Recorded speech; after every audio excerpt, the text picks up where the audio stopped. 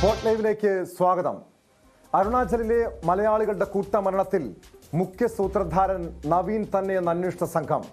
സംഭവം നവീൻ 7 വർഷം മുൻപ് ആസൂത്രണം ചെയ്തതെന്നും മരിക്കാനായി അരുണാചൽ തെരഞ്ഞെടുത്തത് വിശ്വാസത്തിന്റെ ഭാഗമായിട്ടാണെന്നും അന്വേഷണ സംഘം വ്യക്തമാക്കുന്നു. പ്രളയം വന്ന് ഭൂമി നശിക്കുമെന്നും അതിനു മുൻപ് അന്യഗ്രഹത്തിൽ പോയി ജനിച്ച് ജീവിക്കണമെന്നും ഇവർ വിശ്വസിച്ചിരുന്നെന്നും പോലീസ് കരുതുന്നു. പർവ്വതാരോഹണത്തിന് നവീൻ തയ്യാറെടുത്തതിന്റെ തെളിവുകളും പോലീസിന് ലഭിച്ചിട്ടുണ്ട്. വാർത്തയുടെ കൂടുതൽ വിശദാംശങ്ങളുമായി തിരുവനന്തപുരത്ത് നിന്ന് വി വിനോദ് ചേരുന്നു. വിനോദ്, ഈ സംഭവവുമായി ബന്ധപ്പെട്ട്, മലയാളികളുടെ കൂട്ടമരണവുമായി ബന്ധപ്പെട്ട് ഏറ്റവും പുതിയ ചില നിർണായകമായിട്ടുള്ള വിവരങ്ങളാണ് പോലീസിന് ഇപ്പോൾ ലഭ്യമായിരിക്കുന്നത്. അതായത് നേരത്തെ തന്നെ ഇതിന് പിന്നിൽ ബ്ലാക്ക് മാജിക് ആണെന്ന ചില വിവരങ്ങൾ ലഭിക്കുന്നു. ആര്യയുടെ മെയിലും അത് സംബന്ധിച്ചുള്ള ചാറ്റുകളും ഒക്കെ പോലീസിന് വീണ്ടെടുക്കാൻ കഴിഞ്ഞു. ഇതിൽ നടത്തിയ ഇവരുടെ ലാപ്ടോപ്പ് അടക്കം പരിശോധിച്ചതിൽ നിന്നാണോ ഇതിന്റെ മുഖ്യ സൂത്രധാരൻ, ഈ കൂട്ടമരണത്തിന്റെ മുഖ്യ സൂത്രധാരൻ നവീനാണെന്ന വിലയിരുത്തലിലേക്ക്, കണ്ടെത്തലിലേക്ക് അന്വേഷണ സംഘത്തിന് എത്താൻ കഴിഞ്ഞു. അതോടൊപ്പം അറിയേണ്ടത്, ഇതിനു വേണ്ടി ഈ ഒരു ആസൂത്രണം നടത്തുന്നതിന് വേണ്ടി ഇവരെ പല രീതിയിൽ കബളിപ്പിക്കുകയായിരുന്നോ? ഈ ആര്യയെയും അതോടൊപ്പം സ്വന്തം ഭാര്യയെയും ഈ രീതിയിൽ മെയിലുകൾ അയച്ച് മിഥി എന്ന സാങ്കല്പിക കഥാപാത്രത്തെ അവതരിപ്പിച്ചൊക്കെ ഇതിനു വേണ്ടിയുള്ള കൃത്യമായ ആസൂത്രണം മുൻകൂട്ടി തന്നെ നവീൻ നടത്തിയെന്ന് തന്നെയാണോ അന്വേഷണ സംഘം കരുതുന്നത്?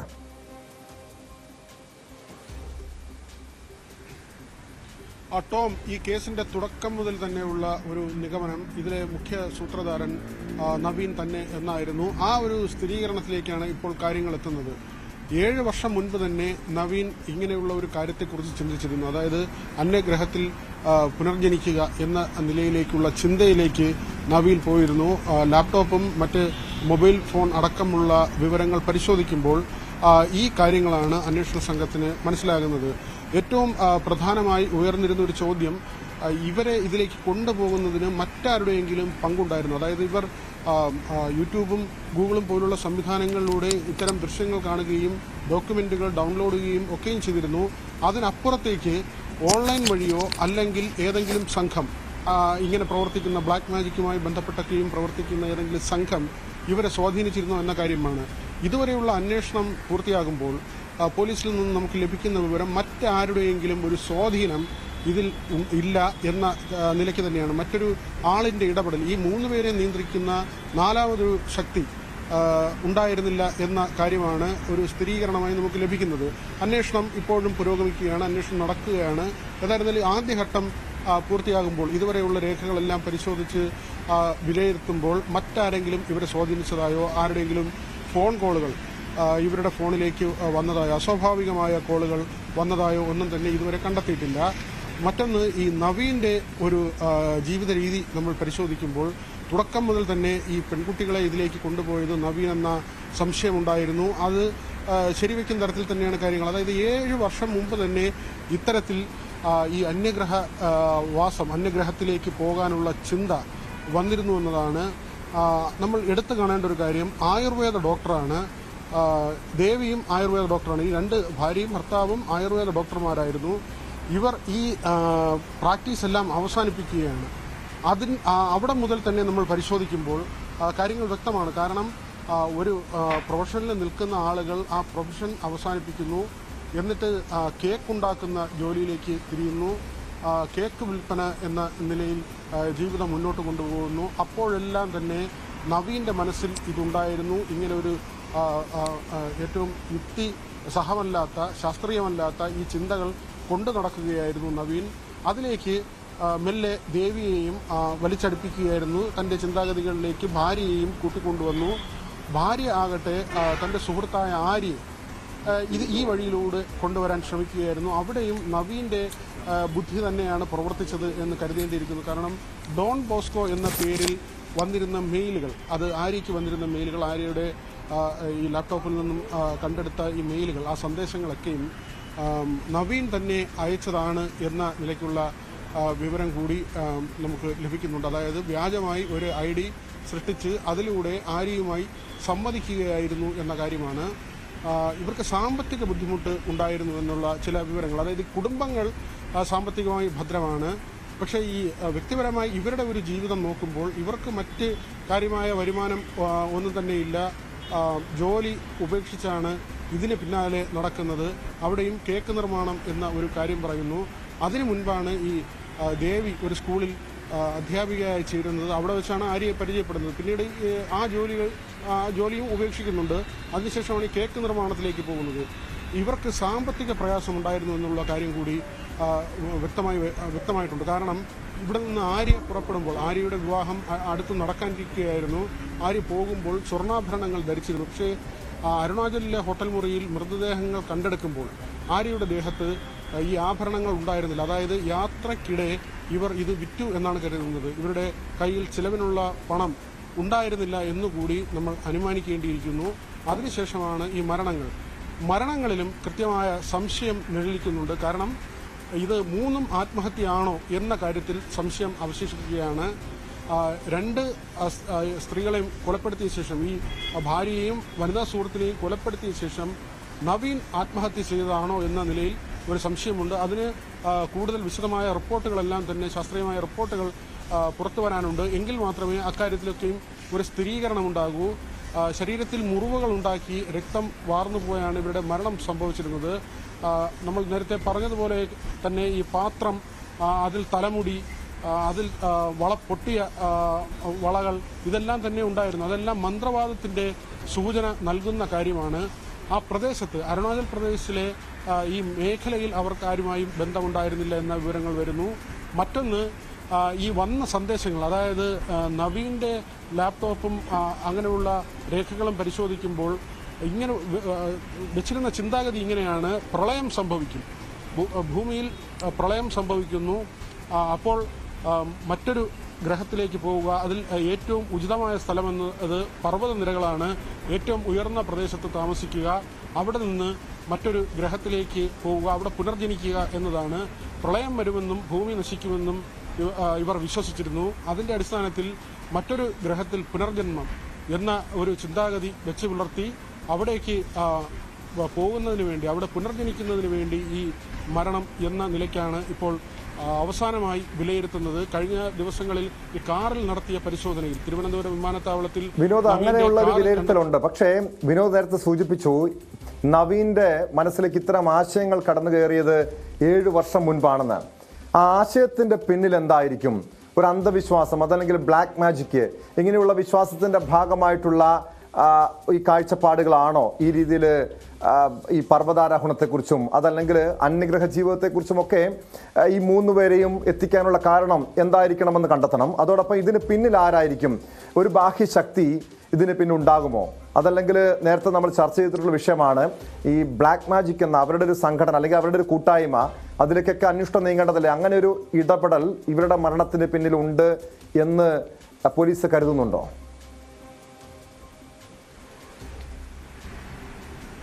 ടോം, ധാരാളം സൈറ്റുകളുണ്ട്. ഈ അന്യഗ്രഹ ജീവികളുമായി ബന്ധപ്പെട്ടുള്ള ധാരാളം സൈറ്റുകളും യൂട്യൂബിൽ പരിധിയിൽ തന്നെ കിട്ടുന്ന വിവരങ്ങളുമൊക്കെയുമുണ്ട്. ഇതെല്ലാം തന്നെ ഏതോ കേന്ദ്രത്തിൽ നിന്ന് ആരോ അടിസ്ഥാനമില്ലാതെ തന്നെ ചെയ്തിടുന്ന വീഡിയോകളും അങ്ങനെയുള്ള വിവരങ്ങളുമുണ്ട്. ഇപ്പോൾ തന്നെ PDF ഫയൽ 466 പേജുള്ള PDF ഫയലാണ് ഡൗൺലോഡ് ചെയ്തെടുത്തിട്ടുള്ളത്. ഇതിൽ മിഥി എന്ന ഒരു കഥാപാത്രം, അതായത് മറ്റൊരു പ്രപഞ്ചത്തിലുള്ള മിഥി എന്ന ആ ജീവി ഇവിടെയുള്ള ഒരാളിന് അഭിമുഖം കൊടുക്കുന്ന നിലയ്ക്കുള്ള ചോദ്യോത്തര രീതിയിലുള്ള ഒരു PDF ഫയലാണ്. അതിലാണ് ഇങ്ങനെ ദിനോസറുകൾ മറ്റൊരു ഗ്രഹത്തിലേക്ക് ദിനോസറുകളെ മാറ്റിയെന്നും ഇനി ഭൂമിയിൽ അവശേഷിക്കുന്ന മനുഷ്യരെയും ജീവജാലങ്ങളും ഉൾപ്പെടെ ഏതാണ്ട് 90% ജീവഗണങ്ങളെയും 2 ഗ്രഹങ്ങളിലായി മാറ്റുമെന്നും ഒക്കെയുമുള്ള മറുപടികൾ, ആ സംവാദം, ആ നിലയ്ക്കുള്ള കാര്യങ്ങൾ പുറത്തു വന്നു. അത് കൃത്യമാണ്. അത് നമുക്ക് കാണുമ്പോൾ തന്നെ അറിയാം അത്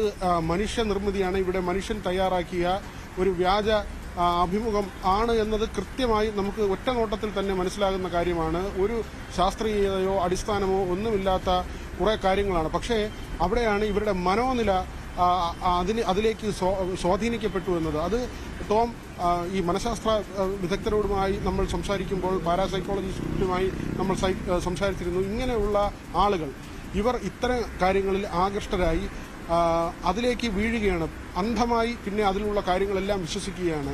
അത് നമ്മൾ ഈ ഓൺലൈൻ റമ്മി കളിക്കുന്ന കാര്യമൊക്കെയും സൂചിപ്പിച്ചു. ചില ആളുകൾ അഡിക്റ്റ് ആവുന്ന രീതി പൂർണ്ണമായി ആ നിലയ്ക്ക് തന്നെയാണ് ഇവർ ഇങ്ങനെ വിശ്വസിക്കുന്ന ആളുകൾ ഇത്തരം കാര്യങ്ങളിൽ മുഴുകുന്നത്. പിന്നെ ഇവർക്ക് മോചനമില്ലാതാകുന്നു. ഇവർ വീണ്ടും വീണ്ടും ഇത് വിശ്വസിച്ച് ഇതിന് പിന്നാലെ വീണ്ടും ഇതുമായി ബന്ധപ്പെടുന്ന കാര്യങ്ങളിലേക്ക് വീണ്ടും വീണ്ടും രേഖകൾ തിരഞ്ഞു പോവുക, അതുമായി ബന്ധപ്പെട്ട കാര്യങ്ങൾ അന്വേഷിക്കുക. അങ്ങനെയൊക്കെയാണ് പലപ്പോഴും ഈ ഡാർക്ക് നെറ്റിലേക്കൊക്കെയും ചെന്ന് വീഴുന്നത്. അവിടെ ഇത്തരത്തിലുള്ള വലിയ സംഘങ്ങളുണ്ട്. അധോലോക പ്രവർത്തനങ്ങളുടെ ഒരു വലിയ കേന്ദ്രമായി തന്നെയാണ് ഡാർക്ക് നെറ്റ് വിലയിരുത്തപ്പെടുന്നത്.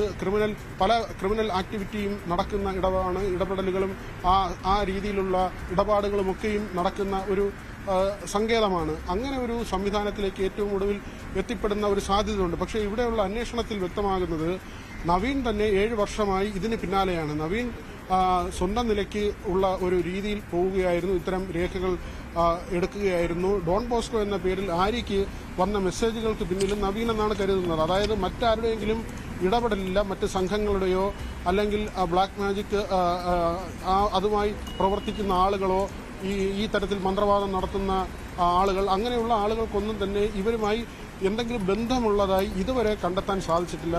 എന്നാൽ ഇവർ സ്വന്തം നിലയ്ക്ക് ഇത് പോകുന്നു. അത് നവീനാണ് ഇതിൻ്റെ ബുദ്ധി കേന്ദ്രം. നവീൻ വളരെ തന്ത്രപരമായി ഈ 2 യുവതികളെയും ഇതിലേക്ക് വലിച്ച് ഇടുകയാണ്. നവീന് താല്പര്യമുള്ളൊരു മേഖലയിലേക്ക് ഭാര്യയുടെ ചിന്ത കൂടി കൊണ്ടുവരുന്നു. ഭാര്യയെ കൂടി അതിലേക്ക് കൊണ്ടുപോവുകയാണ്. അതിനുശേഷം ഭാര്യ മുഖാന്തരം ഭാര്യയുടെ സുഹൃത്തിനെയും ഈ ഒരു മേഖലയിലേക്ക് അടുപ്പിക്കുന്നു. അവർക്ക് അതിൽ വലിയ അഭിരുചി ഉണ്ടാക്കുന്നു. ഏറ്റവും ഒടുവിൽ ഈ മറ്റൊരു ഗ്രഹത്തിൽ പുനർജനിക്കാം എന്ന് വിശ്വസിപ്പിച്ച് മരണത്തിലേക്ക് പോവുകയാണ്. 2 യുവതികളും മരിക്കുന്നു, നവീനും മരിക്കുന്നു. ആ മരണത്തിലും നേരത്തെ പറഞ്ഞതുപോലെ ചില സംശയങ്ങൾ പോലീസ് പ്രകടിപ്പിക്കുന്നുണ്ട്. അതിന് കൂടുതൽ ഫലങ്ങൾ ശാസ്ത്രീയ ഫലങ്ങൾ പുറത്തു വരേണ്ടതുണ്ട്. ഇത് 2 കൊലപാതകം, ഒരു ആത്മഹത്യ എന്ന നിലയിലാണോ കാര്യങ്ങൾ നടന്നതെന്ന സംശയം അവശേഷിക്കുന്നുണ്ട്. ഏതായിരുന്നാലും മറ്റുള്ളവർക്ക് പങ്കില്ല. പർവ്വത മേഖലയിൽ പോയാൽ അന്യഗ്രഹത്തിലേക്ക് പോകുന്ന യാത്ര എളുപ്പമുള്ളതാകും. ഭൂമിയിൽ പ്രളയം സംഭവിക്കും, ഇവിടെ നിന്നുള്ള മോചനമാണ് എന്ന നിലയ്ക്ക് ഇവർ വിശ്വസിച്ചിരുന്നു. ആ രീതിയിലാണ് കാര്യങ്ങളെ കാണേണ്ടത്. ഇപ്പോൾ മറ്റുള്ളവർക്ക് പങ്കില്ല എന്നൊരു സ്ഥിരീകരണം അല്ലെങ്കിൽ അങ്ങനെ ഒരു വിലയിരുത്തലിലേക്ക് അന്വേഷണ സംഘം എത്തുകയും ചെയ്യുന്നു. ടോം, വ്യക്തമാണ്. തിരുവനന്തപുരത്ത് നിന്ന് BB വിനോദാണ് വിവരങ്ങൾ നൽകിയത്. അരുണാചലിലെ മലയാളികളുടെ കൂട്ടമരണത്തിൽ അതിൻ്റെ ആസൂത്രകൻ നവീനാണ്. നവീൻ തോമസ് എന്ന വിലയിരുത്തലിലാണ് നിലവിൽ അന്വേഷണ സംഘമുള്ളത്. ഇതിന് പിന്നിൽ ആരെങ്കിലും ഉണ്ടോ, ഒരു ബാഹ്യ ശക്തിയുടെ ഇടപെടൽ ഉണ്ടായിട്ടുണ്ടോ തുടങ്ങിയ കാര്യങ്ങളും പരിശോധിക്കുന്നുണ്ട്. പക്ഷെ എന്തായാലും നിലവിൽ ആ ഒരു വിലയിരുത്തൽ അന്വേഷണ സംഘത്തിന് ഇല്ലെങ്കിൽ പോലും ഇതുമായി ബന്ധപ്പെട്ട കൂടുതൽ ദുരൂഹതകൾ പുറത്തു വരേണ്ടിയിരിക്കുന്നു.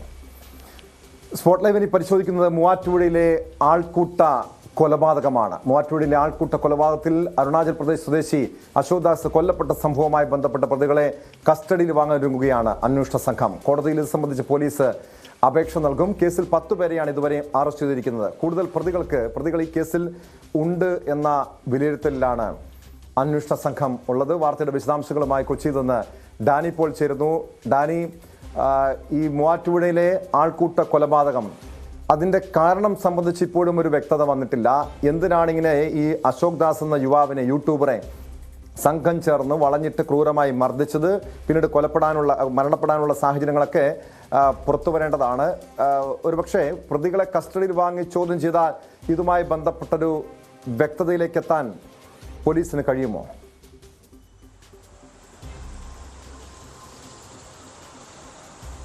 ടോം, ഇത് ഈ വിഷയത്തിൽ പോലീസ് പ്രതികളെ കസ്റ്റഡിയിൽ വാങ്ങാനുള്ള ഒരു തയ്യാറെടുപ്പിലാണ്. പോലീസ് വൈകാതെ തന്നെ കസ്റ്റഡി അപേക്ഷ സമർപ്പിക്കും, മൂവാറ്റുപുഴ കോടതിയിൽ സമർപ്പിക്കുമെന്നാണ് മനസ്സിലാക്കാൻ സാധിക്കുന്നത്. ഇതിൽ മറ്റൊരു വശം ഉയർന്നു വരുന്നത് അത്തരമൊരു വാദത്തിന് നാട്ടുകാർ പറയുന്നത് കൂടുതൽ വിശദാംശങ്ങളിലേക്ക് അന്വേഷണം കടക്കണമെന്ന് നാട്ടുകാർ ആവശ്യപ്പെടുന്നുണ്ട്. അത്തരമൊരു ആവശ്യത്തിൽ ശക്തി കൂടുകയാണ്. പ്രത്യേകിച്ച് ഇത് സംബന്ധിച്ച് ഇപ്പോഴും എന്ത് കാരണം കൊണ്ടാണ് ഈ ഒരു ആൾക്കൂട്ട ആക്രമണത്തിലേക്ക് അടക്കം കടന്നതെന്നത് സംബന്ധിച്ച് വ്യക്തമായൊരു വിശദീകരണത്തിലേക്ക് എത്താൻ സാധിച്ചിട്ടില്ല. അത് മാത്രവുമല്ല, എവിടെ വെച്ചാണ് ഇയാൾക്ക് കൂടുതൽ ക്ഷതങ്ങളേറ്റത് എന്നത് സംബന്ധിച്ചും പോലീസിന് സംശയങ്ങൾ നിലനിൽക്കുന്നുണ്ട്. പോലീസ് പറയുന്നത്, പോലീസ് ഈ സംഭവ സ്ഥലത്തേക്ക് വിവരമറിഞ്ഞ് എത്തുമ്പോൾ അവിടെ ഏതാണ്ട് 50-ലധികം ആളുകൾ ഉണ്ടായിരുന്നു എന്നതാണ് പോലീസ് പറയുന്നത്. അതിൽ നിന്നാണ് ഈ 10 പേരിലേക്ക് പോലീസ് രാത്രി തന്നെ ഇവരെ കസ്റ്റഡിയിലെടുക്കുന്ന നടപടികൾ ഉണ്ടായിരുന്നത്. ഇവരുടെ പക്കൽ നിന്ന് എടുത്ത മൊബൈൽ ഫോണുകളിലെ ദൃശ്യങ്ങളിൽ നിന്നാണ് കൂടുതൽ ആളുകൾ ഇതിൽ ഉൾപ്പെട്ടിട്ടുണ്ട് എന്നൊരു സംശയത്തിലേക്ക് പോലീസ് എത്തുന്നത്. കാരണം പലരുടെ കയ്യിലും പലരും മർദ്ദിക്കുന്ന ദൃശ്യങ്ങളടക്കമുണ്ട് എന്ന് പറയുന്നു. അങ്ങനെ ആ ആളുകളിലേക്ക് കൂടുതൽ എത്തേണ്ടതുണ്ട്. അത് ഇവരെ കസ്റ്റഡിയിൽ വാങ്ങി ചോദ്യം ചെയ്യുക തന്നെ വേണം. അതുമാത്രവുമല്ല, മറ്റൊരു സംശയം നിലനിൽക്കുന്നത്, ഇയാൾ ഈ സ്ഥലത്തേക്ക് എത്തുമ്പോൾ നാട്ടുകാരിൽ പലരുടെ മൊഴി പ്രകാരം ഈ സ്ഥലത്തേക്ക് ഇവിടേക്ക് എത്തുമ്പോൾ തന്നെ ഇയാൾ അവശ നിലയിലായിരുന്നു എന്ന് പറയുന്നത്. അത് കയ്യിൽ നിന്ന് രക്തം വാർന്നത് കൊണ്ട് മാത്രമാണോ എന്നാണ് പോലീസ് അന്വേഷിക്കുന്നത്. കാരണം ഇയാൾക്ക് അതിനു മുന്നേ പരിക്കേറ്റിട്ടുണ്ട്. കൈക്ക് പരിക്കേറ്റ് ചില്ലലമാരയിൽ ഇടിച്ചാണെന്ന് പെൺകുട്ടികൾ നൽകിയ മൊഴി പറയുന്നുണ്ട്. അത് പൂർണ്ണമായും പോലീസ് വിശ്വാസത്തിലെടുത്തുള്ള കൂടുതൽ അന്വേഷണം നടത്തേണ്ടതുണ്ട്. ഇവിടെ വെച്ച് കൂടുതൽ മർദ്ദനമേറ്റിട്ടുണ്ടോ എന്നതടക്കമുള്ള കാര്യങ്ങൾ പോലീസിന് പരിശോധിക്കേണ്ടതുണ്ട്. ഈ ശരീരത്തിലേറ്റ മർദ്ദനങ്ങൾ, അതിൻ്റെ എപ്പോഴാണ് ഈ മർദ്ദനമേറ്റത്, ആഴത്തിലുള്ള മർദ്ദനങ്ങൾ ഏറ്റതെന്ന് അടക്കമുള്ള കാര്യങ്ങളിൽ പോലീസിന് വിശദമായ പരിശോധനകളടക്കം വേണ്ടിവരും. അത്തരം ക്രമീകരണങ്ങളിലേക്ക് ഇതിനകം തന്നെ കടന്നിട്ടുണ്ട്. ഏതായാലും ഇയാൾക്ക് വലിയ രീതിയിൽ മർദ്ദനമേറ്റിരിക്കുന്നു. ആ മർദ്ദനം തന്നെയാണ് മരണകാരണം എന്ന കാര്യത്തിൽ യാതൊരുവിധ സംശയവുമില്ല. ഇനി അറിയേണ്ടത് അതിൽ എന്ത് കാരണങ്ങൾ കൊണ്ടാണ് ഇങ്ങനെ ഒരാളെ കൂട്ടത്തോടെ മർദ്ദിക്കുക, അത് എവിടെ വെച്ചാണ്, എങ്ങനെയാണ് എന്നത് സംബന്ധിച്ച ഒരു വസ്തുത സ്ഥിരീകരണത്തിലേക്ക് അടക്കം പോകേണ്ടതുണ്ട്. നാട്ടുകാർ പറയുന്നത് ഇയാൾ ഓടിപ്പോകാതിരിക്കാൻ കെട്ടിയിട്ടുക മാത്രമേ തങ്ങൾ ചെയ്തിട്ടുള്ളൂ എന്ന് പറയുന്നു. അതോടൊപ്പം നേരത്തെ ഈ സംഭവം നടന്ന് 10 പേരെ പോലീസ് അറസ്റ്റ് ചെയ്തിട്ടുണ്ട്. 10 പേര് റിമാൻഡിലാണ്. അവരുടെ ബന്ധുക്കൾ പറയുന്നത് ഈ അശോക് ദാസ് എന്ന യുവാവിനെ മർദ്ദിക്കുന്നത് കണ്ട് അതിന് തടയാൻ ചെന്ന, ചോദ്യം ചെയ്യാൻ ചെന്ന ഈ അശോക് ദാസിനെ രക്ഷിക്കാൻ ചെന്നവർ പോലും കേസിൽ പ്രതികളായിട്ടുണ്ട്.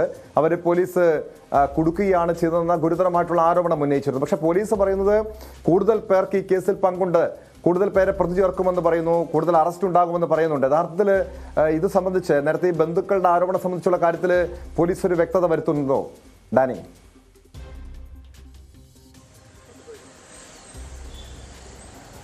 വീട്ടുകാർ ഈ ഓരോ ബന്ധുക്കളുടെയും ആക്ഷേപം സംബന്ധിച്ച പോലീസ് അതിനൊരു വ്യക്തതയിലേക്ക് വരുത്താൻ പോലീസ് ശ്രമിക്കുകയാണ്. പ്രത്യേകിച്ച് ഇക്കാര്യങ്ങളിൽ ഒരു വിശദീകരണം വേണ്ടത് അവിടെ ഈ കസ്റ്റഡിയിലുള്ളവർ, നിലവിൽ ജുഡീഷ്യൽ കസ്റ്റഡിയിലുള്ളവർ, അവരിൽ നിന്ന് വിശദമായ ചോദ്യം ചെയ്യലടക്കം വേണം. ഒപ്പം ആ പെൺകുട്ടികളിൽ നിന്നടക്കം വിശദാംശങ്ങൾ തേടേണ്ടതുണ്ട്.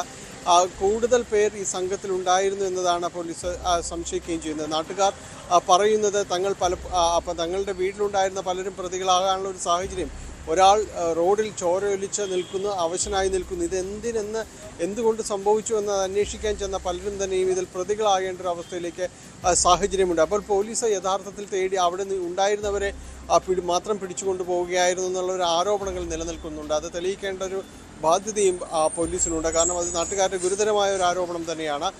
അവിടെ കൂടിയിരുന്നവരെ പിടിച്ചുകൊണ്ട് പോയതാണോ, അതോ അവർക്കിതിന് ഏതെങ്കിലും രീതിയിലുള്ള പങ്കുണ്ടോ എന്നതടക്കമുള്ള കാര്യങ്ങൾ തേടേണ്ടതുണ്ട്. ഒരു കുടുംബത്തിലെ 3 പേരടക്കം പ്രതികളായിട്ടുണ്ട്. ഒരു മുൻ കൗൺസിലർ, വാർഡ് മെമ്പർ, അദ്ദേഹവും പ്രതിയായിട്ടുണ്ട്. അപ്പോൾ ഇത്തരം സാഹചര്യങ്ങളെല്ലാം പോലീസ് പരിശോധിക്കുന്നുണ്ട്. ഒപ്പം ഈ അറസ്റ്റ് ചെയ്യപ്പെട്ടവരുടെ സാമൂഹ്യ കുറ്റകൃത്യ പശ്ചാത്തലം, അത്തരം കാര്യങ്ങളിലെല്ലാം തന്നെ വിശദമായ ഒരു അന്വേഷണം പോലീസ് നടത്തുന്നുണ്ട്. ഇവർക്ക് ഇതുമായി നേരിട്ട ബന്ധമുള്ളതാണോ എന്നടക്കാൻ ഇവരുടെ ഫോൺ കോളുകളടക്കം പിന്നീട് സംസാരം നടന്നിട്ടുണ്ട് എന്നതടക്കമുള്ള കാര്യങ്ങൾ പോലീസ് പരിശോധിച്ച് വരികയാണ്. ഇതിൽ മറ്റൊന്ന് കൂടി ചേർക്കുന്നു. ഇയാളുടെ ബന്ധുക്കൾ, അശോക് ദാസിൻ്റെ ബന്ധുക്കൾ അരുണാചലിൽ നിന്ന് ഇന്ന് വൈകുന്നേരത്തോടെ എത്താനുള്ള ഒരു സാധ്യതയുണ്ട്. അതിനുശേഷം മൃതദേഹം അവർക്ക് കൈമാറും. നാട്ടിലേക്ക് കൊണ്ടുപോകണോ അതോ ഇവിടെ സംസ്കരിക്കണമോ എന്ന കാര്യത്തിലടക്കം ഇന്ന് തീരുമാനമെടുക്കുമെന്നാണ് മനസ്സിലാക്കാൻ സാധിക്കുന്നത്. പോലീസ് ഉദ്യോഗസ്ഥരെയും ഇവർ കാണുന്നുണ്ട്.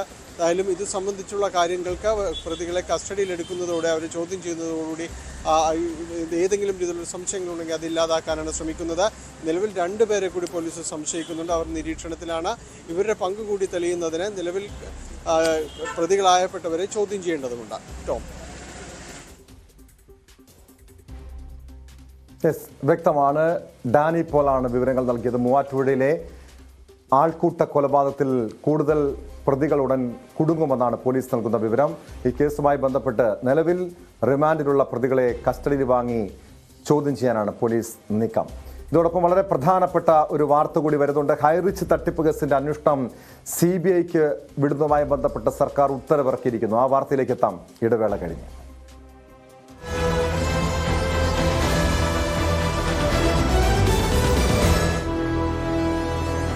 ഗോപുനന്ദിലും അരുണും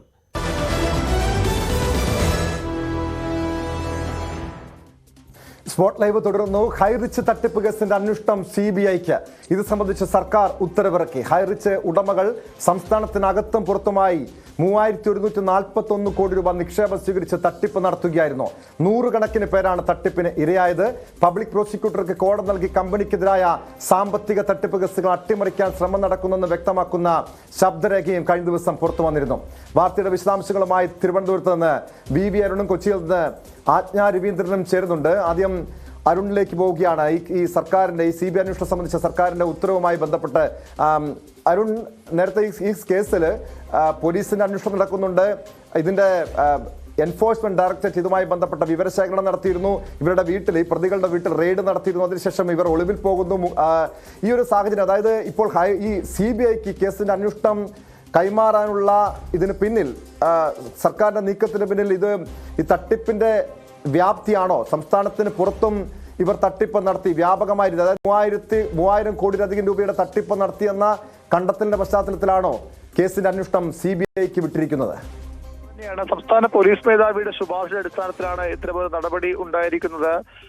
ഹവാല കടത്ത് അടക്കമുള്ള കാര്യങ്ങളിൽ ഈ കേസുമായി ബന്ധപ്പെട്ട് ആരോപിക്കപ്പെട്ടിരുന്നു. എൻഫോഴ്സ്മെന്റ് ഡയറക്ടറേറ്റിന്റെ അന്വേഷണം പുരോഗമിക്കുകയാണ്. ഓൺലൈൻ മണി ചെയിൻ ആരംഭിക്കുകയും പിന്നീട് വലിയ പലിശ വാഗ്ദാനം ചെയ്ത് ജനങ്ങളിൽ നിന്ന് നിക്ഷേപം വാങ്ങി തട്ടിപ്പ് നടത്തുകയും ചെയ്തിരുന്നു. വലിയ രാഷ്ട്രീയവാദമായി കൂടി ഇവിടെ സംസ്ഥാനത്ത് മാറിയ ഒരു വിഷയമാണ്. പ്രത്യേകിച്ച് ലോക്സഭാ തെരഞ്ഞെടുപ്പ് അടുത്തിരിക്കെ ഇതുമായി ബന്ധപ്പെട്ട കാര്യങ്ങളിൽ 1630 കോടി രൂപയുടെ 30 കോടി രൂപയുടെ തട്ടിപ്പ് നടത്തിയിട്ടുണ്ട്. നേരത്തെ തൃശൂരിൽ ചേർപ്പ് പോലീസിന്റെ റിപ്പോർട്ടിൽ വ്യക്തമാക്കിയിരുന്നു. അത് CBI അടക്കമുള്ള ഏജൻസികൾ അന്വേഷിക്കണമെന്നാണ് ഇപ്പോൾ സംസ്ഥാന സർക്കാരിന്റെ നിലപാട്. അത്തരത്തിൽ പുറത്തേക്ക് കൂടിയുള്ള അന്വേഷണം വ്യാപിപ്പിക്കേണ്ട ആവശ്യകതയുണ്ട്. അതുകൊണ്ടാണ് ഈ കേസ് CBIക്ക് വിടാൻ സംസ്ഥാന പോലീസ് മേധാവി ശുപാർശ ചെയ്ത്. സംസ്ഥാന പോലീസ് മേധാവിയുടെ ശുപാർശയുടെ കത്തിന്റെ അടിസ്ഥാനത്തിലാണ് ചേർപ്പ് പോലീസ് രജിസ്റ്റർ ചെയ്ത കേസ് ഇപ്പോൾ CBIക്ക് വിട്ടിരിക്കുന്നത്.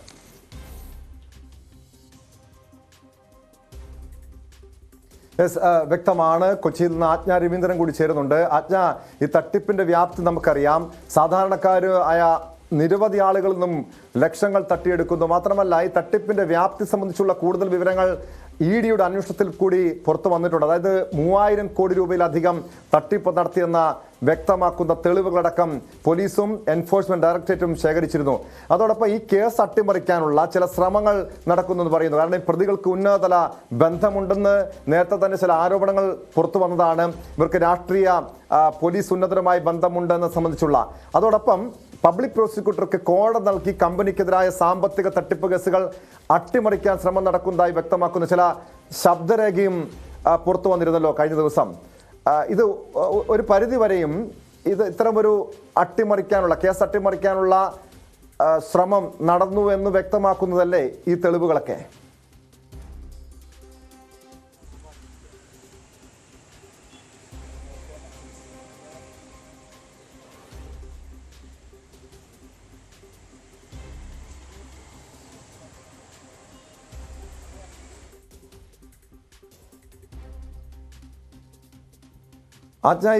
നേരത്തെ ഈ കേസിന്റെ അന്വേഷണത്തിൽ ആദ്യഘട്ടത്തിൽ പോലീസും പിന്നീട് എൻഫോഴ്സ്മെന്റ് ഡയറക്ടറേറ്റും വിശദമായ അന്വേഷണം നടത്തി.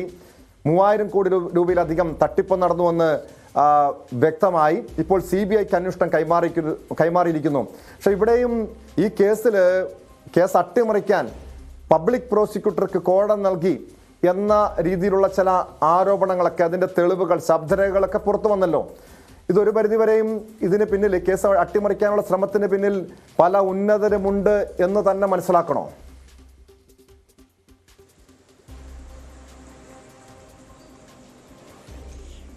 അങ്ങനെ വേണം മനസ്സിലാക്കാൻ. 3141 കോടി രൂപയുടെ തട്ടിപ്പാണ് ഹൈറിച്ച് ND പ്രതാപനും CEO ശ്രീനയും ചേർന്ന് നടത്തിയതെന്നാണ് പരാതിയുള്ളത്.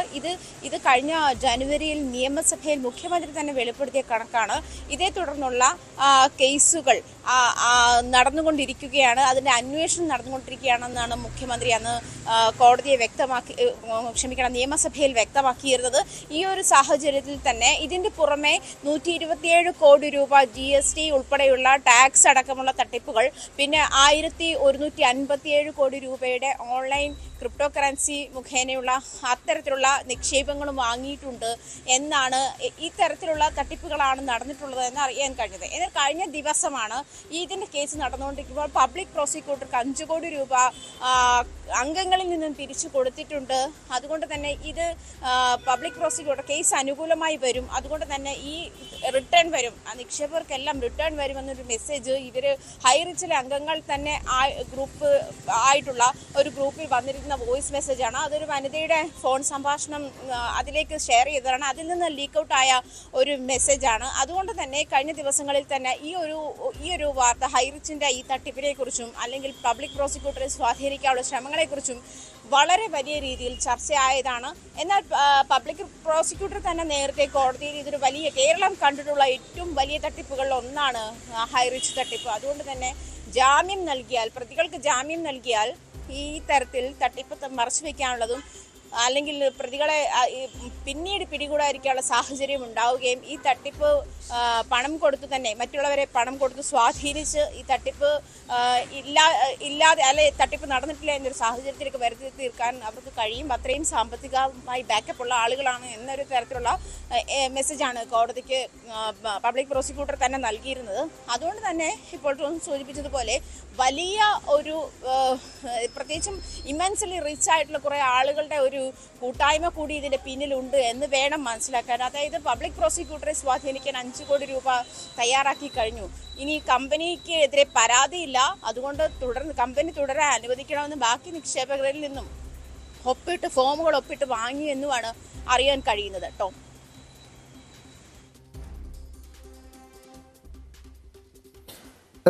തീർച്ചയായും. അതോടൊപ്പം നിലവിൽ ED കോടതിയിൽ നൽകിയ റിപ്പോർട്ടിൽ സൂചിപ്പിച്ച കാര്യം, കേരളത്തിൽ മാത്രം ഇവർക്കെതിരെ 19 സ്ഥലങ്ങളിൽ കേസുകളുണ്ട്. പ്രതികൾ സ്ഥിരം കുറ്റവാളികളാണെന്നും പറയുന്നുണ്ട്. സ്വാഭാവികമായും ഇവരുടെ ഒരു സാമ്പത്തിക തട്ടിപ്പിൻ്റെ വ്യാപ്തി ആദ്യഘട്ടത്തിൽ കരുതിയിരുന്നത് 1000 കോടിയാണ്. ഒരു ഹൈറിച്ച് സൂപ്പർ ഷോപ്പിയുടെ മറവിൽ നടത്തിയ തട്ടിപ്പ്, പിന്നീട് OTT പ്ലാറ്റ്ഫോം, അങ്ങനെ വിവിധയിടങ്ങളിലേക്ക് ഇവരുടെ തട്ടിപ്പ് വ്യാപിപ്പിക്കുന്നു. ഇത് സംസ്ഥാനത്തിന് പുറത്തും ഏത് രീതിയിൽ തട്ടിപ്പ് നടത്തിയെന്നാണ് അന്വേഷണ സംഘം കരുതുന്നത്? ആജ്ഞ.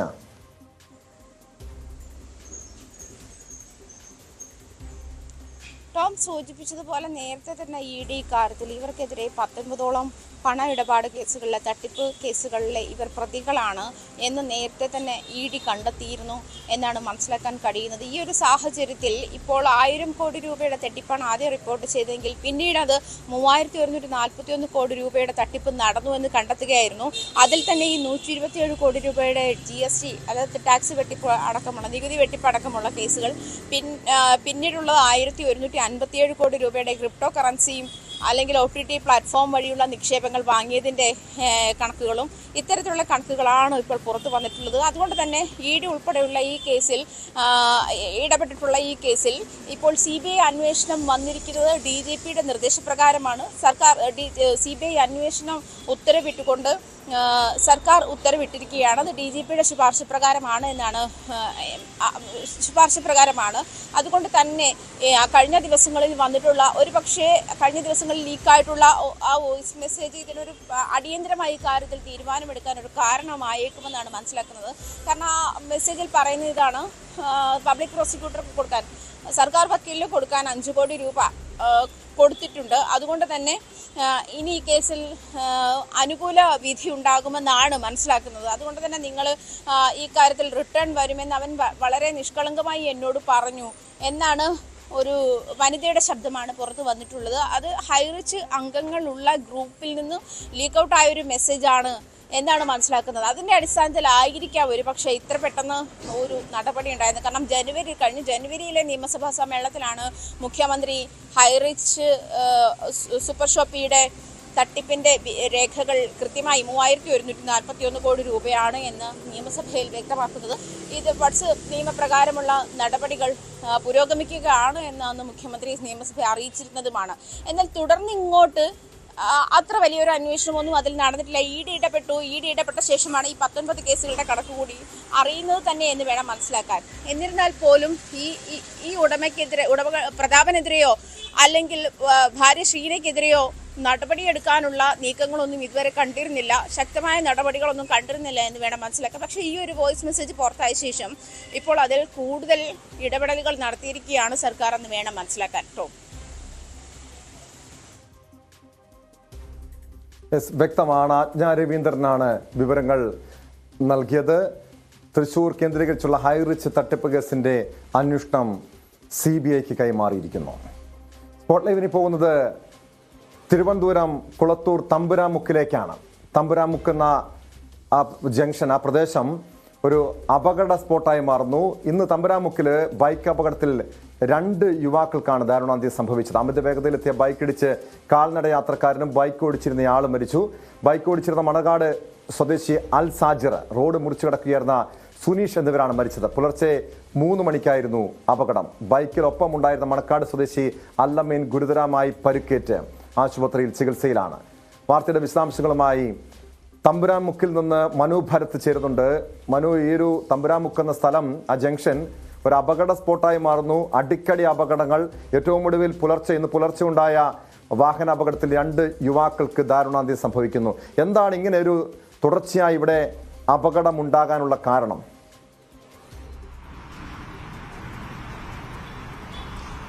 ടോം, ഈ സ്ഥലം അപകടമുണ്ടാകുന്നു എന്നതിലും അപ്പുറത്തേക്ക് അപകടത്തിൽ ആളുകൾ ഗുരുതരമായി പരിക്കേൽക്കുന്നു, അല്ലെങ്കിൽ അവർ മരിക്കുന്നു. അത്തരം ഒരു സാഹചര്യം ഉണ്ടാക്കുന്നതാണ് ഇവിടുത്തെ ആളുകളെ ഭയപ്പെടുത്തുന്നത്. ഒന്നാമത്, ഇന്ന് നടന്ന ഈ അപകടത്തിൽ ഈ ബൈക്ക് യാത്രക്കാരൻ അതിവേഗതയിൽ അവിടെ നിന്ന് വരികയായിരുന്നു. നമുക്കറിയാം, ഇവിടെ സ്ട്രീറ്റ് ലൈറ്റ് ഇല്ല, മറ്റ് യാതൊരു വിധ വെളിച്ചവുമില്ല. അവിടെ നിന്ന് പുലർച്ചെ 2:30 അതിവേഗതയിൽ ഈ ബൈക്ക് യാത്രക്കാരൻ വരികയായിരുന്നു. അതിനെ തുടർന്നാണ് ആ ഘട്ടങ്ങളിൽ പലപ്പോഴും ഇവിടെ രാവിലെ ഈ റോഡ് മുറിച്ചു കിടക്കുന്ന കാൽനടക്കാർ സാധാരണഗതിയിൽ ഉണ്ടാകും. അങ്ങനെ വന്നതാണ് ഈ സുനീഷ്. അദ്ദേഹം ഇവിടെ അടുത്ത് ചായക്കടയിൽ ജോലി ചെയ്യുന്നു, ഒപ്പം വീടും ഈ പരിസരത്ത് തന്നെയാണ്. ആ സുനീഷ് വാഹനം വരുന്നത് ശ്രദ്ധയിൽപ്പെടാതെ സുനീഷ് റോഡ് മുറിച്ച് കടക്കാൻ ശ്രമിക്കുന്നതിനിടയിലാണ് ഈ ബൈക്ക് ഏതാണ്ട് ഇവിടെ വെച്ചാണ് അപകടം ഉണ്ടാകുന്നത്. പക്ഷേ എനിക്ക് കാണുന്ന ഈ പുറകിലെ സീബ്ര ക്രോസിംഗിന് അവിടെ വെച്ചാണ് അപകടമുണ്ടാകുന്നത്. പിന്നീട് ആ ബൈക്ക് ഡിവൈഡറിലൂടെ കയറി അപ്പുറത്തേക്ക് മറിഞ്ഞു വീഴുന്ന, റോഡിന് മറുവശത്തേക്ക് മറിഞ്ഞു വീഴുന്ന ഒരു സാഹചര്യം ഇവിടെ ഉണ്ടായി. ഇവിടെ നിരന്തരം ഇത്തരത്തിലുള്ള അപകടങ്ങൾ ഉണ്ടാകുന്നു എന്നത് ഒരു തുടർക്കഥയായി മാറുകയാണ്. കഴിഞ്ഞ ദിവസം ഇവിടെ ഒരു സ്ത്രീ വളരെ ഗുരുതരമായി പരിക്കേറ്റിരുന്നു. അതിനു മുൻപും സമാനമായ രീതിയിൽ ഉള്ള അപകടങ്ങൾ ഇവിടെ നിരന്തരം ഉണ്ടായിട്ടുണ്ട്. നമ്മുടെ ന്യൂസ് 18 തന്നെ ഒരു ഹർഷ ഇതേപോലെ സമാനമായി വാഹനാപകടത്തിൽ പരിക്കേറ്റ് ഗുരുതര അവസ്ഥയിൽ ഉണ്ടായി. ഇതിനൊരു പ്രധാന കാരണമായി ആളുകൾ പറയുന്നത് ഇവിടെ കൃത്യമായൊരു വെളിച്ചം ഇല്ല എന്നുള്ളതാണ്. നമുക്ക് ഇവിടെ ചില ഓട്ടോ ഡ്രൈവർമാരിൽ നിന്ന് ചില പ്രതികരണങ്ങൾ തേടാം. ഇവിടെ എപ്പോഴും നിരന്തരം ഇങ്ങനെ അപകടങ്ങൾ ഉണ്ടാകുന്നു. ഇന്നും ഒരാൾ അപകടത്തിൽപ്പെട്ടു. എന്താണ് അതിനൊരു കാരണമായി നിങ്ങൾക്കൊക്കെ തോന്നുന്നത്? ഇവിടെ ഒരു സിഗ്നൽ ഇല്ലാത്തത് തന്നെയാണ് കാരണം. അങ്ങനെ ഒരു ആവശ്യം നാട്ടുകാരൊക്കെ വെക്കുന്നുണ്ടോ? സിഗ്നൽ വേണം, എല്ലാവരും സിഗ്നൽ വേണമെന്ന് പറയുന്നുണ്ട്. പക്ഷേ എല്ലാം റെഡിയാക്കിയൊക്കെ ഇട്ടിട്ട് ഇതുവരെ സിഗ്നൽ വന്നിട്ടില്ല. ലൈറ്റിൽ വെളിച്ചമില്ല എന്നുള്ളത് ഒരു പ്രശ്നമുണ്ടോ യാത്രക്കാർക്ക്? ഇവിടെ ഒരു പോസ്റ്റ് നിർത്തിയിട്ടുണ്ടെങ്കിലും മിക്ക ദിവസവും അതിൽ കത്താറില്ല. വെളിച്ചം ഇല്ല, വെളിച്ചം കുറവ് തന്നെ. വെളിച്ചം അതാണ് പ്രധാനമായും ആളുകൾ നേരിടുന്ന ഒരു പ്രശ്നം. ഈ ലൈറ്റ് ഇല്ല എന്നത് തന്നെയാണോ പ്രധാനമായും ഈ അപകടത്തിനൊരു കാരണമായി വരുന്നത്? അമിത വേഗമാണ് കാരണം. അവിടുന്ന് ഒരു നിയന്ത്രണമല്ല, ഇവിടെ ഒരു സിഗ്നലിന്റെ കുറവാണ് ഈ കാണുന്നതല്ല. ഒരു സിഗ്നലിന്റെ അത്യാവശ്യമാണ്. ഡെയിലി ഒരു അപകടം ഉറപ്പാണ്. കഴിഞ്ഞിടയ്ക്ക് ഒരു അപകടം ഉണ്ടായി എന്ന് പറഞ്ഞു. കഴിഞ്ഞ എല്ലാ ദിവസവും ഉണ്ട്, ഒരുമാതിരി എല്ലാ ദിവസവും ഇവിടെ ഉണ്ട്. ഇവിടെ ഒരു സിഗ്നൽ അത്യാവശ്യമാണ്. ഇവിടെ തൊട്ടടുത്ത ഒരു സ്കൂളിലെ ഒരു ജീവനക്കാരിയും കഴിഞ്ഞിടയ്ക്ക് വലിയ ഒരു അപകടത്തിൽ പെടുകയുണ്ടായി. അവരുടെ നട്ടൽ ഉൾപ്പെടെ തകർന്നു പോകുന്ന ഒരു സാഹചര്യം ഉണ്ടായി എന്നാണ് ഇവിടെ നിന്ന് ആളുകളിൽ നമുക്ക് മനസ്സിലാക്കാൻ കഴിഞ്ഞത്. ന്യൂസ് 18 ഹർഷയ്ക്കും സമാനമായ ഒരു അപകടമുണ്ടായി. അവരുടെ തോളിലൊക്കെ പൊട്ടുന്ന തരത്തിൽ ഒക്കെയാണ് ഈ സാഹചര്യം ഉണ്ടായത്. ഇതിൽ ഒരു പ്രധാനമായി ഈ അപകടത്തിനൊരു കാരണം ഈ ഒരു കുന്നിറങ്ങി വരുന്ന പോലെ ഈ ഹൈവേയിലേക്ക് വാഹനങ്ങൾ അങ്ങ് ഇറങ്ങി വരുന്നു. ഈ പ്രദേശത്ത് റോഡ് ക്രോസ് ചെയ്യുന്ന ആളുകൾക്ക് വെളിച്ചമില്ലാത്തതുകൊണ്ട് അവരെ ഈ ദൂരെ നിന്ന് അതിവേഗതയിൽ വരുന്ന വാഹനങ്ങൾക്ക് കാണാൻ കഴിയുന്നില്ല.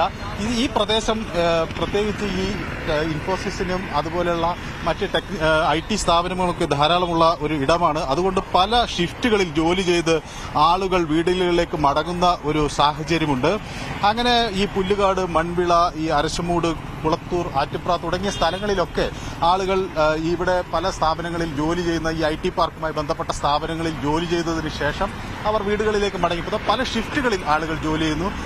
ചിലപ്പോൾ അവർ ജോലിക്ക് ശേഷം ചായ കുടിക്കാനും മറ്റുമായി ഇവിടെ 24 മണിക്കൂർ തുറന്ന് ഉച്ച സമയത്ത് പോലും ഉച്ചയ്ക്ക് 2:40 ഈ സമയത്ത് പോലും അവിടെ വലിയ തിരക്ക് ഈ റോട്ടിന് അനുഭവപ്പെടുന്നുണ്ട്. ദേശീയപാതയാണ്.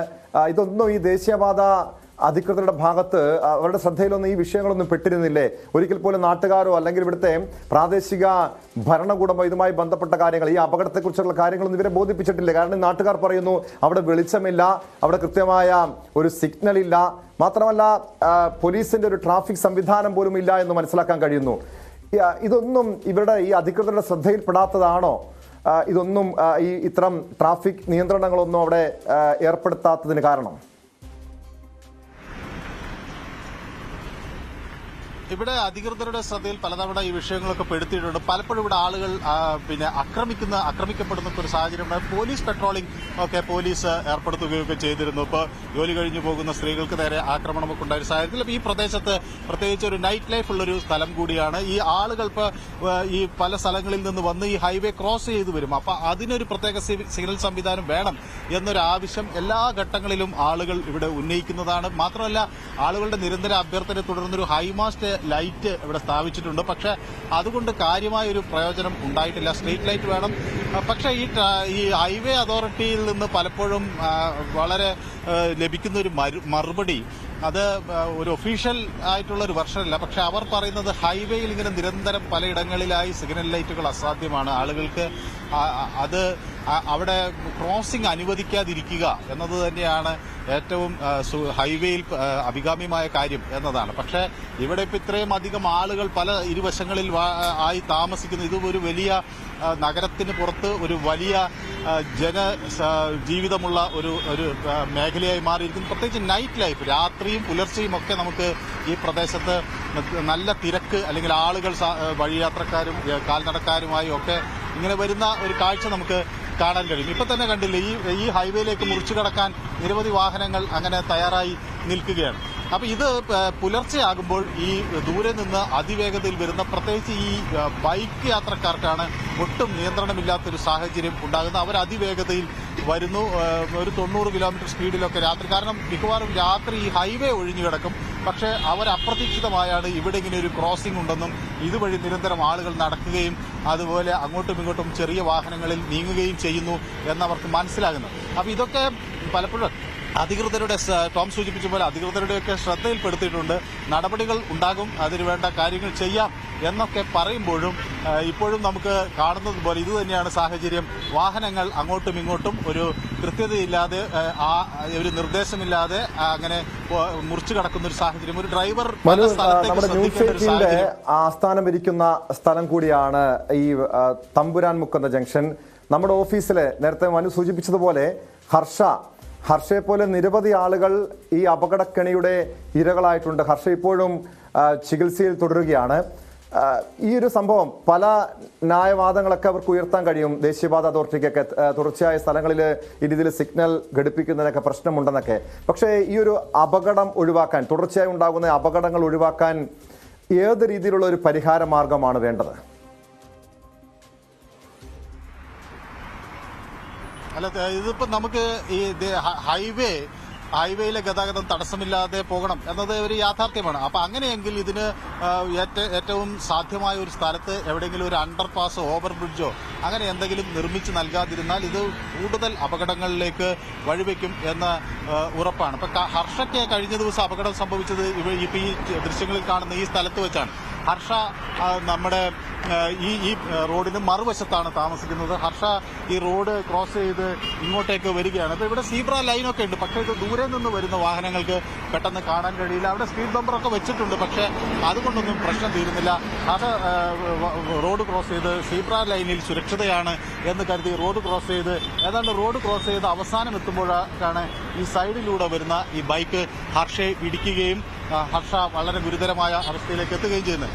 അതേപോലെ തന്നെ ഇതിന് മറുവശത്തും ഒരു സ്പീഡ് ബ്രേക്കറും അതുപോലെ ഒരു സീബ്ര ലൈൻ ക്രോസിംഗും ഉണ്ട്. അപ്പോൾ അതിലൂടെയും ആളുകൾ വരുന്നതൊന്നും സാധാരണഗതിയിൽ ഈ വാഹനങ്ങൾ ശ്രദ്ധിക്കാറില്ല, പെട്ടെന്ന് വെട്ടിക്കാൻ ശ്രമിക്കുന്നു. അതാണ് ഡിവൈഡറുകളിലേക്ക് ഇടിച്ചു കയറുന്ന ഒരു സാഹചര്യം ഉണ്ടാകുന്നത്. അപ്പോൾ ഇതൊരു ഹർഷയുടെയോ അല്ലെങ്കിൽ ഇന്ന് ഉണ്ടായ ഒരു അപകടത്തിന്റെയോ മാത്രം സംഭവമല്ല.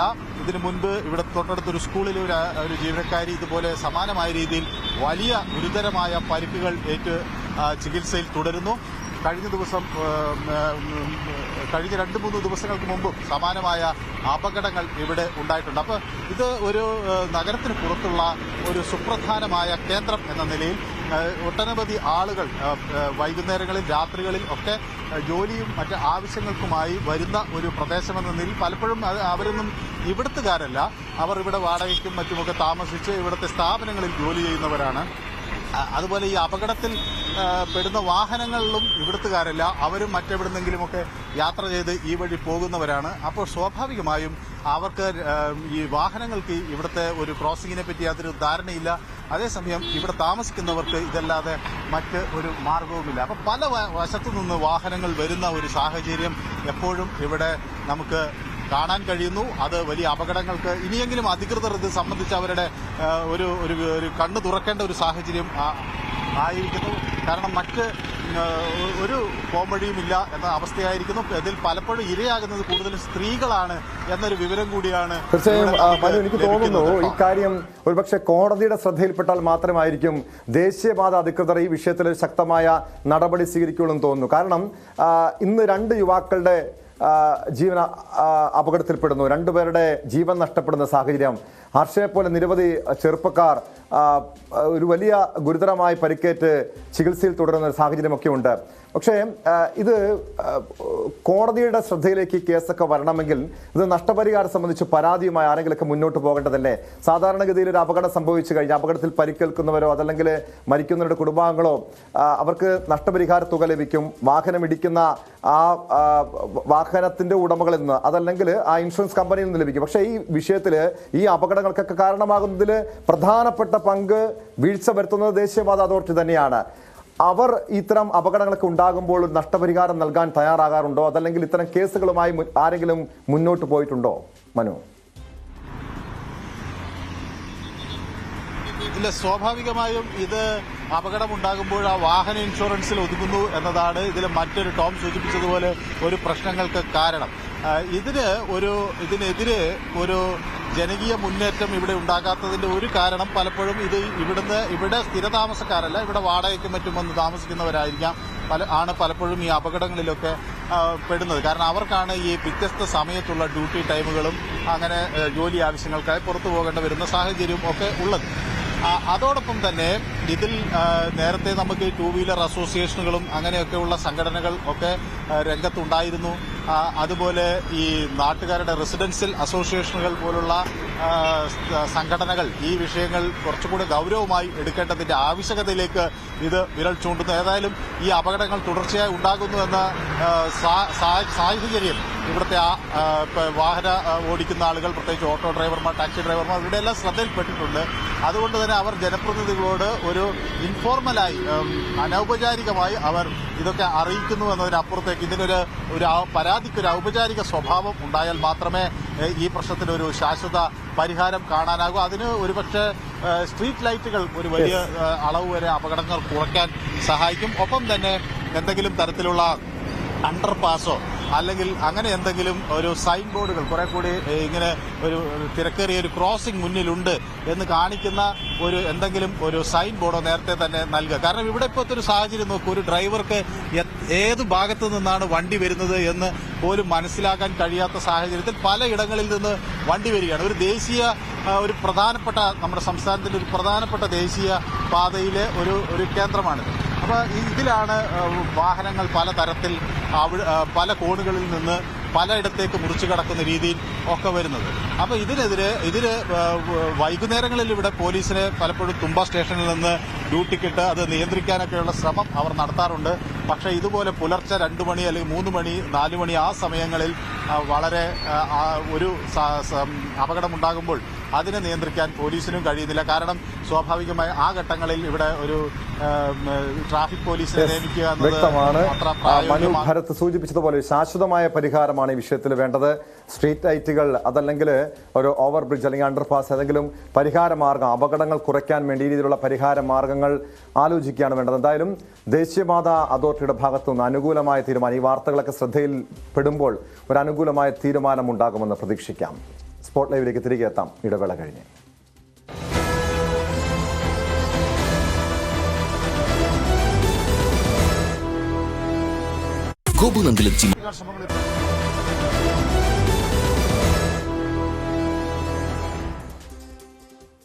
കാസർഗോഡ് ഉപ്പളയിൽ പട്ടാപ്പകൽ ഒരാഴ്ച മുൻപ് നടന്ന കവർച്ചാ കേസാണ് സ്പോട്ട് ലൈവിന് പരിശോധിക്കുന്നത്. ഉപ്പളയിൽ 1/2 കോടി രൂപ കവർച്ച ചെയ്ത സംഭവത്തിൽ പ്രതികളെ ഇതുവരെയും പിടികൂടാൻ പോലീസിന് കഴിഞ്ഞിട്ടില്ല. പ്രദേശത്തെ 100-ലേറെ CCTV ക്യാമറകളാണ് അന്വേഷണ സംഘം പരിശോധിച്ചത്. കവർച്ചാ സംഘത്തിന് കാസർഗോഡും കണ്ണികളുണ്ടെന്നാണ് വിവരം. വാർത്തയുടെ വിശദാംശങ്ങളുമായി KV ബൈജു ചേരുന്നു. ബൈജു, സംഭവം നടന്നിട്ട്, ഈ കവർച്ച നടന്നിട്ട് 10 ദിവസം പിന്നിടുകയാണ്. ഇതുവരെയും പോലീസിന് യാതൊരു തുമ്പും ലഭിച്ചിട്ടില്ലേ?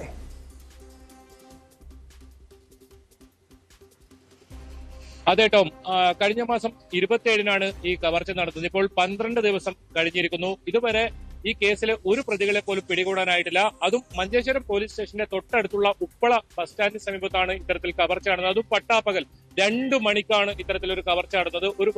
ഈ ATM-ലേക്ക് നിറയ്ക്കാൻ കൊണ്ടുവന്ന പണമാണ്. ഇത് ഗ്ലാസ് തകർത്ത് ഈ വാഹനത്തിന്റെ അകത്തു നിന്നും 1/2 കോടി രൂപ കവർച്ച ചെയ്യുകയും ആ ബാഗുമായി ഇയാൾ കൃത്യമായി കർണാടകയിലേക്ക് പോകുന്ന CCTV ദൃശ്യങ്ങൾ ഉൾപ്പെടെ ലഭിച്ചിട്ടുണ്ട്. എന്നിട്ടും പോലീസിന് ഈ പ്രതികളെ ഇതിൽ പിടികൂടാനായിട്ടില്ല. ഇതിപ്പോൾ ഏറ്റവും ഒടുവിലായി മനസ്സിലാക്കുന്നത്, ഇയാൾ ആദ്യം ഇത്തരത്തിൽ ഈ കവർച്ച ചെയ്ത പണവുമായി കുമ്പള റെയിൽവേ സ്റ്റേഷനിലേക്ക് എത്തുകയായിരുന്നു. അവിടെ ബാംഗ്ലൂരിലേക്ക് പോകാനായിരുന്നു ഇയാൾ ലക്ഷ്യമിട്ടത്. എന്നാൽ ബാംഗ്ലൂരിലേക്കുള്ള വണ്ടിക്ക് ഇവിടെ ഇല്ലാത്തതുകൊണ്ട് ഇയാൾ കാസർഗോട്ടേക്ക് എത്തുകയും കാസർഗോട്ട് നിന്നും വണ്ടി കയറി ഇത്തരത്തിൽ ബാംഗ്ലൂരിലേക്ക് എത്തുകയായിരുന്നു. ആ ബാംഗ്ലൂരിൽ എത്തിയ ദിവസം തന്നെ സമാനമായ രീതിയിലുള്ള ഒരു കവർച്ച ബാംഗ്ലൂരിൽ റിപ്പോർട്ട് ചെയ്തിട്ടുണ്ട്. അവിടെ നിന്നും ലാപ്ടോപ്പാണ് ഇത്തരത്തിൽ വാഹനത്തിന്റെ ഗ്ലാസ് തകർത്ത് ഇവർ സംഘം മോഷ്ടിച്ചെന്നായിരുന്നു. അതിന്റെ CCTV ദൃശ്യങ്ങളും പോലീസിന് ലഭിച്ചിട്ടുണ്ട്. കാസർഗോഡ് നിന്ന് ലഭിച്ച CCTV-യും ഒപ്പം ബാംഗ്ലൂരിൽ നിന്ന് ലഭിച്ച CCTV-യിലും ഒരേ ആൾക്കാരാണെന്ന് ആണ് മനസ്സിലാക്കാൻ കഴിയുന്നത്. എന്തായാലും 3 പേർ കൂടി ഇവരുടെ ഈ കവർച്ചാ സംഘത്തിന്റെ ഒപ്പം ഉണ്ടായിരുന്നു. ഈ 3 പേർ കവർച്ച നടക്കുന്ന സമയത്ത് ഒരാൾ മാത്രമാണ് ഇത്തരത്തിൽ കവർച്ച നടത്തിയത്. പിന്നീട് ഈ സംഘം ഒരുമിച്ചായിരുന്നു യാത്ര ചെയ്തത്. എന്തായാലും ചെറുപുത്തൂർ സ്വദേശിയാണ് ഇവർക്കുള്ള ബാംഗ്ലൂരുവിലേക്കുള്ള ടിക്കറ്റ് എടുത്തു കൊടുത്തതെന്ന് പോലീസ് അന്വേഷണത്തിൽ വ്യക്തമായിട്ടുണ്ട്. ടോം സൂചിപ്പിച്ചതുപോലെ തന്നെ 100ഓളം CCTV ക്യാമറകൾ പരിശോധിച്ചു. അതുപോലെ തന്നെ ഈ ഉപ്പള ടൗണിലുള്ള നിരവധി മൊബൈൽ ടവറുകൾ കേന്ദ്രീകരിച്ചുള്ള അന്വേഷണം നടത്തി. എന്തായാലും തിരുക്ക് ഗ്രാമത്തിൽ നിന്നുള്ള സംഘം ഇതിന് പിന്നിലുണ്ടെന്ന് തന്നെയാണ് പോലീസ് ബലമായി വിശ്വസിക്കുന്നത്. അതുകൊണ്ട് തന്നെ അന്വേഷണം തമിഴ്നാട്, കർണാടക, കേരള ഈ 3 സംസ്ഥാനങ്ങൾ വ്യക്തമാണ്. കാസർകോട്ടെ പട്ടാപ്പകൽ നടന്ന കവർച്ചയുമായി ബന്ധപ്പെട്ട് പ്രതികൾക്ക് വേണ്ടി പോലീസ് അന്വേഷണം ഊർജിതമാക്കിയിട്ടുണ്ട്. കർണാടക കേന്ദ്രീകരിച്ചാണ് അന്വേഷണം നീങ്ങുന്നതെങ്കിലും കാസർഗോഡും ഈ കവർച്ചാ സംഘത്തിന് കണ്ണികളുണ്ടെന്നാണ് പോലീസിന്റെ സംശയം. സ്പോട്ട് ലൈവിനെ ഏറെ വേദനിപ്പിക്കുന്ന, ഏറെ വിഷമിപ്പിക്കുന്ന ഒരു വാർത്തയാണ് പരിശോധിക്കുന്നത്. പാലക്കാട് വല്ലപ്പുഴയിൽ അമ്മയും മക്കളും കഴിഞ്ഞ ദിവസം തീ കൊളുത്തി ആത്മഹത്യക്ക് ശ്രമിച്ചിരുന്നു. അമ്മ ഇന്നലെ തന്നെ മരിച്ചിരുന്നു. സംഭവത്തിൽ പൊള്ളലേറ്റ് ചികിത്സയിലായിരുന്ന മകളും മരിച്ചുവെന്ന വാർത്തയാണ് രാവിലെ കേട്ടത്. ചെറുകോട് സ്വദേശി പ്രദീപിന്റെ മകൾ ശിഖയാണ് മരിച്ചത്. കുട്ടിയുടെ അമ്മ ബീന ഇന്നലെ മരിച്ചിരുന്നു. ഞായറാഴ്ച പുലർച്ചെ വീടിനുള്ളിലാണ് അമ്മയെയും 2 മക്കളെയും പൊള്ളലേറ്റ നിലയിൽ കണ്ടെത്തിയത്. വിനേഷ് കുമാർ ചേരുന്നു വിശദാംശങ്ങളുമായി. വിനേഷ്, സംസ്ഥാനത്തിന്റെ വിവിധയിടങ്ങളിൽ ഇത്തരം കൂട്ടമരണത്തിന്റെ, ആത്മഹത്യകളുടെ വാർത്തകൾ കേൾക്കാറുണ്ട്. ഈ ബീനയും മക്കളും ജീവനെടുക്കാനുള്ള, തീ കൊളുത്താനുള്ള കാരണം എന്താണ്?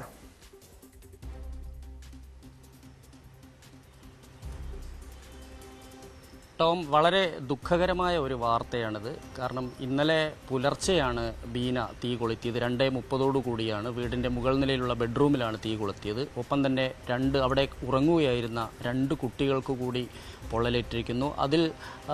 അതിലൊരു കുഞ്ഞാണിപ്പോൾ മരിച്ചിട്ടുള്ളത്. നിഖയും നിവേദയും 2 കുട്ടികൾ ഉണ്ടായിരുന്നു റൂമിൽ. അതിൽ നിഖയ്ക്ക് 90% പൊള്ളലേറ്റതിനെ തുടർന്ന് രക്ഷപ്പെടാൻ സാധ്യതയില്ല എന്ന് തന്നെയാണ് ഇന്നലെ ആശുപത്രി വൃത്തങ്ങൾ അറിയിച്ചത്. അതേസമയം നിവേദയ്ക്ക് സാരമായ പൊള്ളലേറ്റിട്ടില്ല എന്നാണ് അറിയാൻ കഴിയുന്നത്.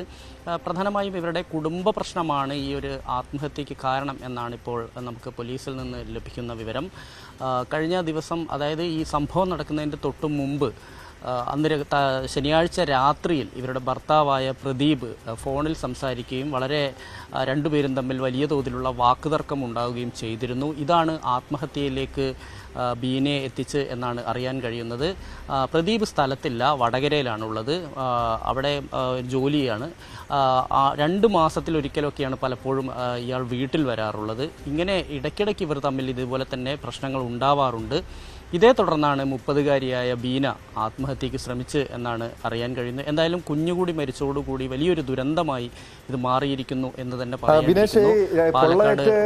കുട്ടികൾ ഇന്നലെ ചികിത്സയിലായിരുന്നു. ഒരു കുഞ്ഞിന്റെ മരണവാർത്തയാണ് ഇന്ന് രാവിലെ കേട്ടത്. രണ്ടാമത്തെ കുട്ടിയുടെ ആരോഗ്യനില എങ്ങനെയാണ്? അവരിപ്പോഴും ആ കുഞ്ഞിപ്പോഴും ചികിത്സയിൽ തുടരുകയാണോ? അതോടൊപ്പം അറിയേണ്ടത്, ഈ സംഭവത്തിന് പിന്നാലെ പോലീസ് ഏത് രീതിയിലുള്ള നടപടിയാണ് സ്വീകരിച്ചിരിക്കുന്നത്?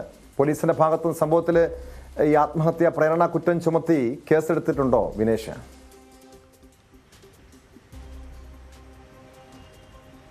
തീർച്ചയായും ആത്മഹത്യാ പ്രേരണ കുറ്റം ചുമത്തി കേസെടുക്കും എന്ന് തന്നെയാണ് പോലീസിൽ നിന്ന് അറിയാൻ കഴിയുന്നത്. കാരണം സാഹചര്യ തെളിവുകൾ അങ്ങനെയാണ്. കാരണം ഇയാളുമായി നിരന്തരം ഇയാളും ഭാര്യയും തമ്മിൽ പ്രശ്നങ്ങൾ ഉണ്ടാവാറുണ്ട് എന്നുള്ളൊരു വിവരം, അല്ലെങ്കിൽ അത്തരത്തിലുള്ള വിവരം വീട്ടുകാരിൽ നിന്നും നാട്ടുകാരിൽ നിന്നും ഉൾപ്പെടെ പോലീസ് ശേഖരിച്ചിട്ടുണ്ട് എന്നാണ് അറിയാൻ കഴിയുന്നത്. എന്തായാലും നമുക്ക് നേരിയൊരു ആശ്വാസം തോന്നുന്നത് രണ്ടാമത്തെ കുഞ്ഞായ നിവേദയ്ക്ക് കാര്യമായ പൊള്ളലേറ്റിട്ടില്ല എന്നത് തന്നെയാണ്. നിവേദയ്ക്ക് പൊള്ളലേറ്റിട്ടുണ്ടെങ്കിൽ പോലും അത് സാരമുള്ളതല്ല എന്നാണ് അറിയാൻ കഴിയുന്നത്. പക്ഷേ നിഖയുടെ കാര്യത്തിൽ ഇന്നലെ തന്നെ വ്യക്തമായിരുന്നു, നിഖ രക്ഷപ്പെടാൻ സാധ്യതയില്ല, 90% പൊള്ളലേറ്റിട്ടുണ്ട്. ബീനയ്ക്ക് പൊള്ളലേറ്റതിന് സമാനമായ രീതിയിൽ തന്നെ നിഖയ്ക്കും പൊള്ളലേറ്റിട്ടുണ്ട് എന്ന് തന്നെയാണ് ഇന്നലെ ആശുപത്രിയിൽ നിന്ന് അറിയാൻ കഴിഞ്ഞത്. പക്ഷേ നിവേദയ്ക്ക് സാരമായ പരിക്കുകളില്ല എന്നുള്ളത് നേരിയ ആശ്വാസം നൽകുന്നുണ്ട്. എന്തായാലും വളരെ ദുഃഖകരമായ വാർത്തയാണ്. ഇതുമായി ബന്ധപ്പെട്ടുകൊണ്ട് ഇനി പ്രദീപിനെ പോലീസ് സ്റ്റേഷനിലേക്ക് വിളിപ്പിച്ച ശേഷം മൊഴി രേഖപ്പെടുത്തുമെന്നാണ് അറിയുന്നത്. എന്തായാലും ആത്മഹത്യാ പ്രേരണ കുറ്റത്തിന് ഇയാളുടെ പേരിൽ കേസെടുത്തു കഴിഞ്ഞാൽ അറസ്റ്റ് ഉൾപ്പെടെയുള്ള നടപടിയിലേക്കാവും പോലീസ് പോവുക. ടോം, ശക്തമായ നടപടിയാണ് ഈ വിഷയത്തിൽ പോലീസ് സ്വീകരിക്കേണ്ടത്. പാലക്കാട് നിന്ന് എസ് വിനേഷ് കുമാറാണ് വിവരങ്ങൾ നൽകിയത്. ഏറെ ദുഃഖകരമായ വാർത്തയാണ് പാലക്കാട് വല്ലപ്പുഴയിൽ നിന്നും ഇന്നലെ കേട്ടത്. അമ്മയും മക്കളും പൊള്ളലേറ്റ് മരിച്ചു. പൊള്ളലേറ്റ് ഗുരുതരാവസ്ഥയിൽ 3 പേരെയും പ്രവേശിപ്പിച്ചിരുന്നു. അമ്മ ബീനയുടെ മരണം ഇന്നലെ സംഭവിച്ചു. ഒരു മകൾ ഇന്ന് രാവിലെ മരിച്ചു എന്ന വാർത്തയാണ് പിന്നീട് പുറത്തു വന്നത്. സ്പോട്ട് ലൈവ് പൂർണ്ണമാകുന്നു. നമസ്കാരം.